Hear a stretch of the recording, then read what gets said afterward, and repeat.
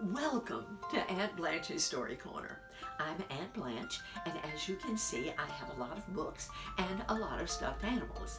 And no, they don't belong to a grandchild. They belong to the part of me that loves to use my imagination. And that's what I want you to do today. Because when I read a story to you now, I'm not going to show you any pictures. I want you to use your imagination, and I want you to visualize The Princess and the Pea by Hans Christian Andersen. There was once a prince, and he wanted a princess, but she must be a real princess. He traveled all over the world to find one, but there was always something wrong. There were plenty of princesses, but as to whether they were real princesses or not, he had difficulty discovering. There was always something that didn't seem quite right about them. So at last he had to come home again, and he was very sad because he wanted a real princess so badly. One evening there was a terrible storm. It thundered and lightened, and the rain poured down in torrents. Indeed, it was a fearful night. In the middle of the storm, somebody knocked at the town gate, and the old king himself went to open it. It was a princess who stood outside, but she was in a terrible state from the rain and the storm. The water streamed out of her hair and out of her dress. It ran in rivulets down through her shoes and out the heel.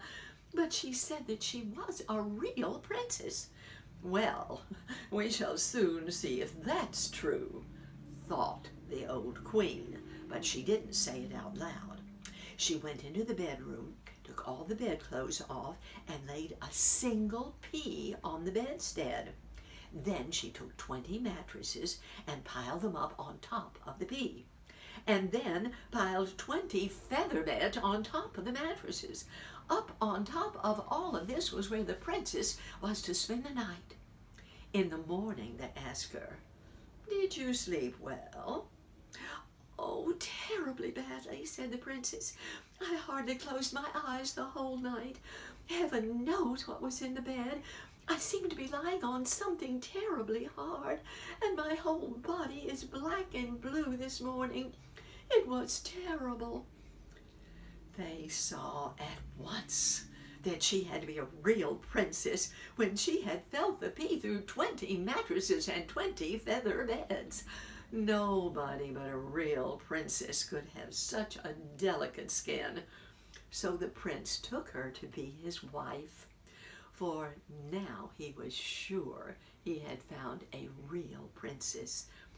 And the pea was put into a museum where it may still be seen if no one has stolen it. Now this is a true story. Or at least it is according to Hans Christian Andersen. What an amazing imagination he had to write 169 fairy tales. If you enjoyed listening to this story, then I hope you'll join me sometime on my podcast. There are already 37 episodes of stories for children of all ages to choose. I would love to see you there.